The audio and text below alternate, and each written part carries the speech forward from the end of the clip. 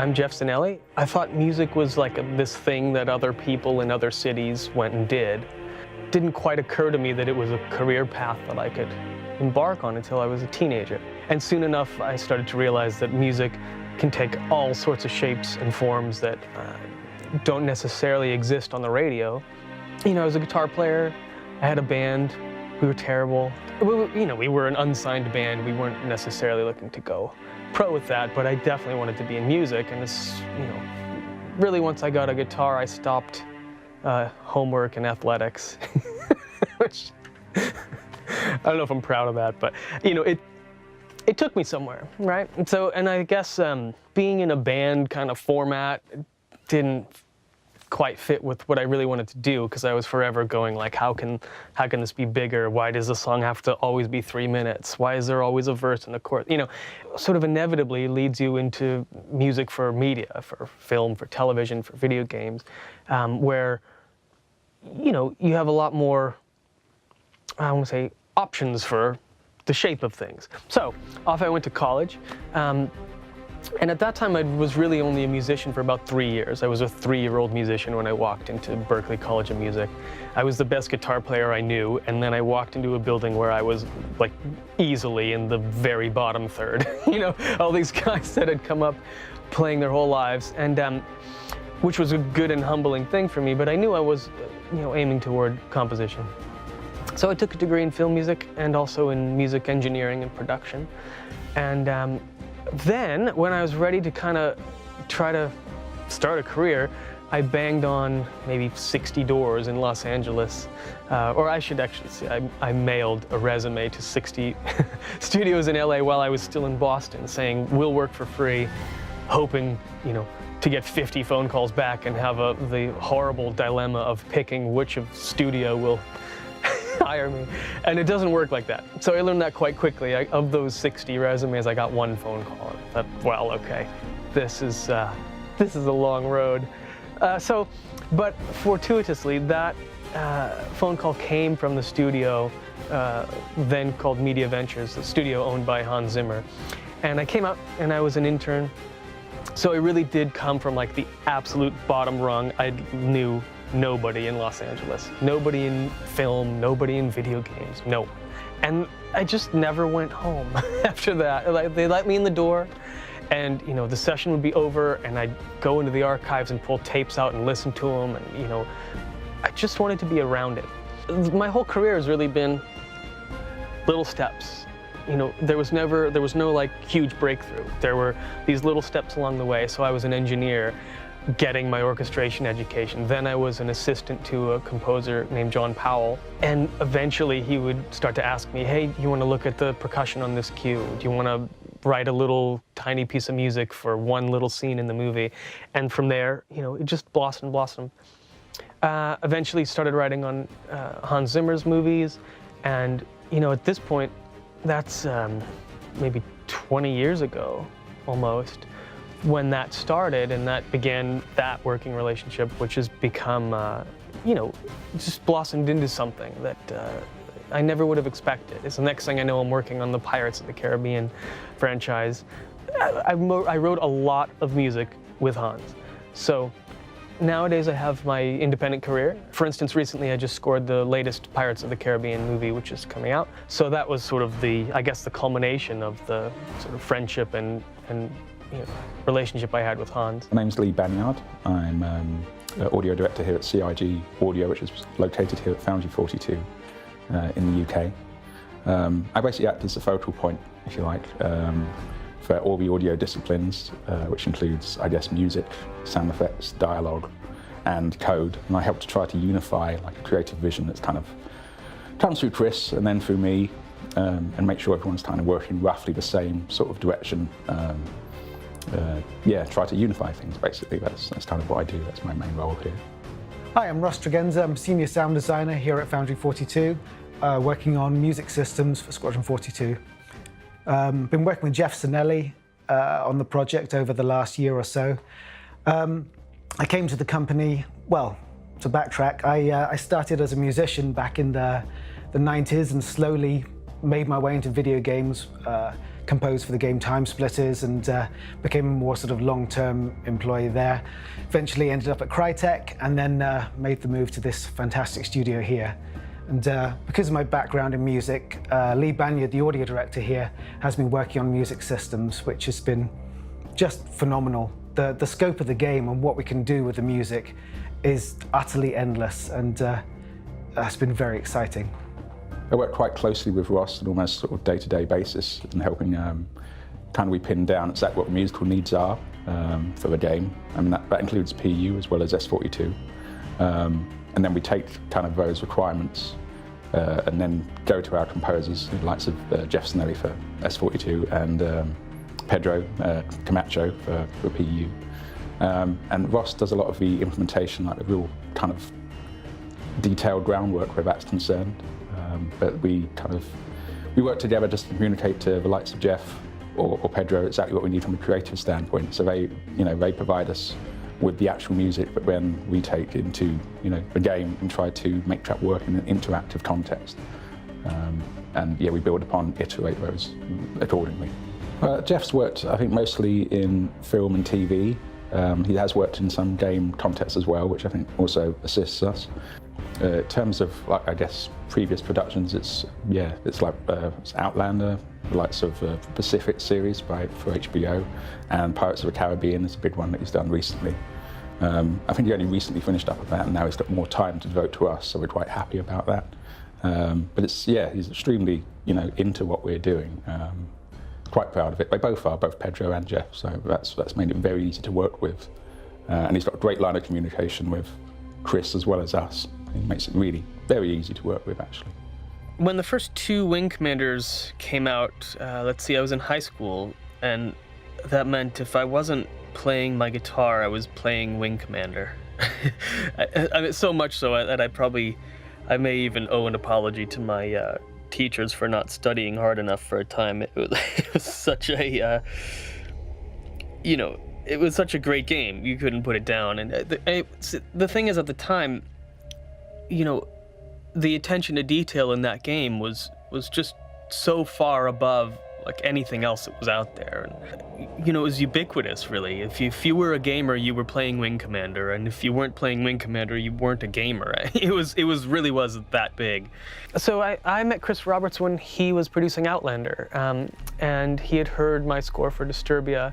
I think John Schimmel played it for him, and so the two of them and Howard McCain, who's the director, called me in to watch the film or watch some scenes of it, see if it would spark, inspire me, and it did instantly. I mean, you can see it still excites me to think about that, because I was raised on these adventure movies and fantasy and sci-fi and just things that, movies which are larger than life. Those are the movies I remember from my childhood. So it was easy to get excited about that. And then when Chris and I, went through the process of writing a film score, which is usually over the course of a few months, we got to the end of it feeling like we had a really good workflow, getting along really well, the relationship was symbiotic, and by the time Chris was getting going with Star Citizen, I think he thought of me as a story-driven or a narrative composer, because he remembered what I did for the story, which was actually quite complicated in Outlander. So when he started to build the the world, the story-driven narrative elements of Squadron 42 for Star Citizen, I think it was an easy phone call for him to make and an easy yes for me to give, Yeah, so I think that's, that's sort of the reason why the Squadron 42 component to Star Citizen is in my hands, because it's something I've always done. I've been able to, use the story to build the architecture of the score, for lack of a better term. That's for me, one of the fundamental duties of a composer that's writing anything for a narrative. The very first piece of music I wrote for Star Citizen was for the Constellation commercial. I should say, before I started writing that, I looked at the footage and I realized this really is a commercial about exploration. That's what the ship is for. Knowing that exploration is an element of the game, and it's certainly an element of Squadron 42 as well, I set about writing some music, even just for a commercial, that could transcend just that usage. You know, I think of it as it's exploration music.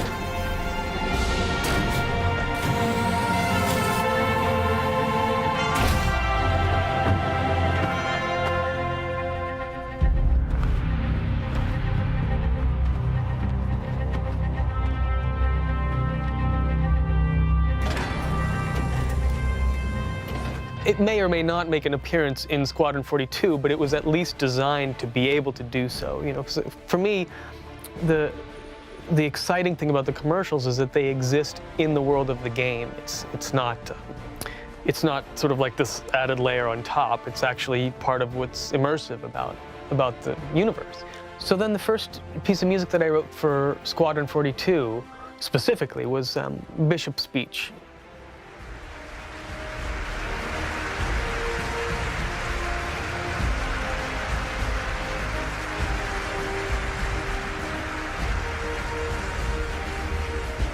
To me, you know, it wasn't just a self-contained video, or at least I didn't think of it like that. I thought of it as, you know, the catalyst for a giant plot twist in this huge universe that we're all immersed in. So I'm writing a piece of music that's really meant to, you know, use the speech as a hinge to draw players, you know, into this story that we're about to give you. So, you know, it's written in such a way that it actually applies to other aspects of Squadron 42, which we are yet to discover. It'll be certainly indicative of, you know, an approach to what the music is, you know, for the game. And you know, look, I think gamers want to feel immersed in this enormous universe.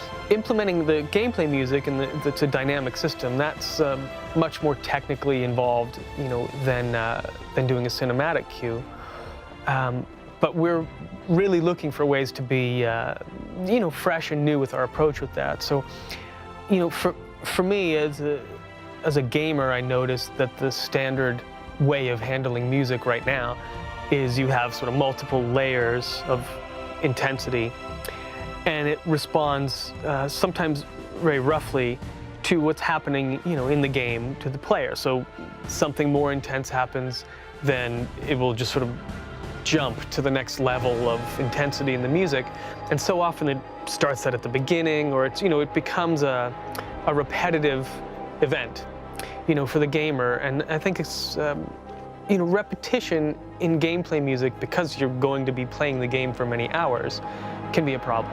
So one of the things, you know, I'm doing is looking for ways to avoid repetition in the music. You know, and certainly Chris Roberts would share that ambition, and so would Lee Banyard and Ross Tregenza in the UK audio department. It's a dynamic music system that's a little more in-depth and grand in its scope than you get in other games, really, because our game is so massive. We want a system that responds to the player, but also because Squadron is such a fantastically cinematic game, we want the music to respond in appropriately cinematic, epic ways.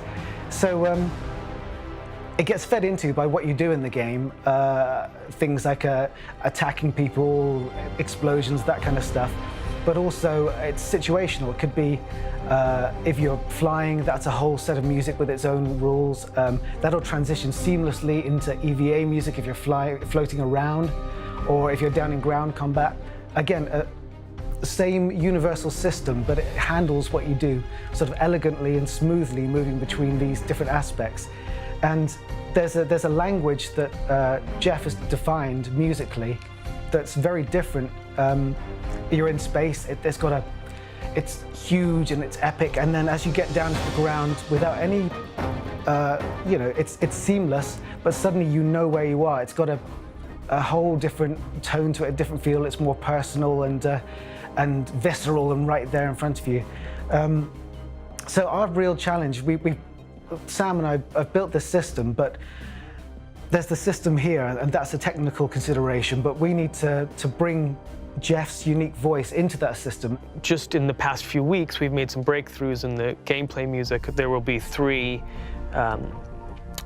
sort of main states. Like, for instance, there's a whole engine for space flight, and this is music that's now capable of playing calm moments. You're just flying into a system or something, and it can break out into action. It can break into heroic music or grim music when things go bad, and it's all part of one sort of, I want to say, enclosed system of music that plays all of the space flight in the game. And there's a similar system for first person and a similar system for EVA events. Those are things that could apply to the entire game. That's just a starting point, because then it evolved. Initially we thought, well, we need sort of action and not action. But as time went on, we went, well, this is going to be more interesting if there are different levels of intensity for all of the action. You could be surrounded by 20 bad guys, there might only be 2. So the game is able to respond to those types of scenarios. It's also able to know when the player has the upper hand, so it can play more heroic music. When the player's in trouble, so it can be more grim. And it's all, it's all dynamic. It's all synced very tightly to what's happening with the player. The challenges of writing that kind of music, well, first off, you need to know you're doing it from the get-go. There are, sort of technical reasons why you have to kind of write the music modularly. Sections need to be self-contained if you're going to do this. So each of those little modules can be worked on as an individual cell almost of music, because it could come at any time during the player's experience. So if you're halfway through a great big melody and you have to make a left turn, that's an abrasive thing to do musically. So we have to kind of build the music in the dynamic system in a different way than we would in the cinematic system. So in the dynamic music has to be able to leap just like that from one thing to the next, because you never know when the player is going to turn the corner. But what we're able to do right now with the engine, and even in the state that it currently is, which will only improve, is we're rapidly approaching the same decisions that I'd make when I'm scoring a film, but the game engine is making those decisions based on what's actually happening with the player. It's spectacular. So as time's gone on, we've hit a couple problems that have been a real pleasure to figure out, that are more on the creative side of the process. One of the first big ones was the transitions between segments, because it's a modular system. You could be in a looping section of music that's covering how we call it grim. So the situation's gone bad, everything's blowing up. So we're in this grim, heavy action sequence, but then we need to go into a heroic clip of music, but we need to get there with the transition that isn't at all jarring. The first thing to do was just you have obviously the same tempo, the same key, but as the music transitions from one to another, we just get this blur, and you get elements of one, elements of the other, and it wasn't gelling. And it took us a long time to figure out how to resolve it. But in the end, we figured out our main focus was musicality over immediacy. So what we've done is we've locked these exit and entrance points of the music to key moments. If there's a crescendo, as you get to the top of the crescendo, that's a moment where it can exit or enter a different segment. So you get these points that you hit, and then it's allowed to move to another piece of music. So we've completely negated the need for a crossfade. So it's pure music. One section of music will drive up into a crescendo, and that lands at the exit of the crescendo of another piece. So it's a beautiful, evolving, full sort of seamless musical journey. And we never have these ugly crossfades, or there's nothing obvious about it, which was a real success. Another problem was that we need to deal with almost two succinct systems. We've got the dynamic music on one hand that covers your gameplay in this beautiful cinematic way, but then we have these actual cinematic cues that are sort of pre-written bits of music that Geoff's composed for very specific moments in the plot. And when we land on these, we need to make sure that we get to them beautifully and we exit elegantly. That's something that Sam Hall, the coder over here, has worked very hard to get us a system that Geoff can work with that allows for that. So we now have this amazing system that we could be in this dynamic music for you're in space, in combat, and then we transition musically into this pre-written cinematic cue. But when you exit, our game engine has been listening to what you've been doing in the game. So maybe during that musical cue, you've landed on a planet and everything's calm.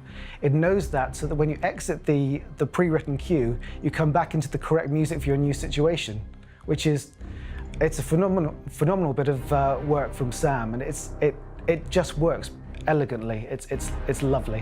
One of the things that I've always been open to as a composer is, the next idea, right? And even when I feel like I've written something that I'm happy with, I don't stop writing, and if something else comes up and I want to explore it, sometimes that pays dividends. I see that all the time in music. I see it all the time with filmmakers I work with, and I certainly see it in Star Citizen as well. When we first started talking about building the dynamic music, I'd explained the elements to him, but I didn't really know how deep he wanted to get into the intricacies of the system, but he loves it and he gets deeply involved in it.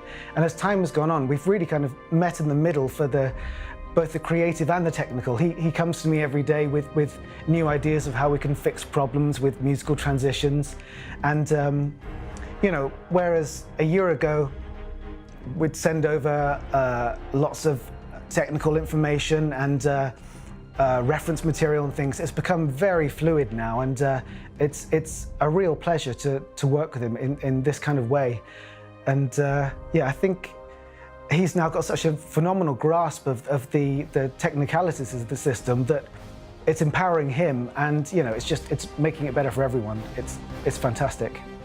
If I have an idea, I can put it out into the world, and there are so many brilliant people here that want to live up to every ambition, and it starts with Chris, of course. But if I say, I think we can make this music system even more dynamic than anything that's come before, well, the next thing I know, someone at Star Citizen has come up with a way to make that work within the game engine, and that's just a tremendous asset, and it's a blessing for me because, I feel like I'm part of something that's really pushing the limits of what a video game can be, what it can do. Look, it's a blessing that I get to do this for a living. And, I think from day one when I sent 60 resumes and got one phone call back, I realized, when you get that phone call, when somebody says they want you to do something, write music, be a part of a film, be a part of a video game, it's a blessing, and you can turn it into a great opportunity, and it's exciting to be a part of all of it.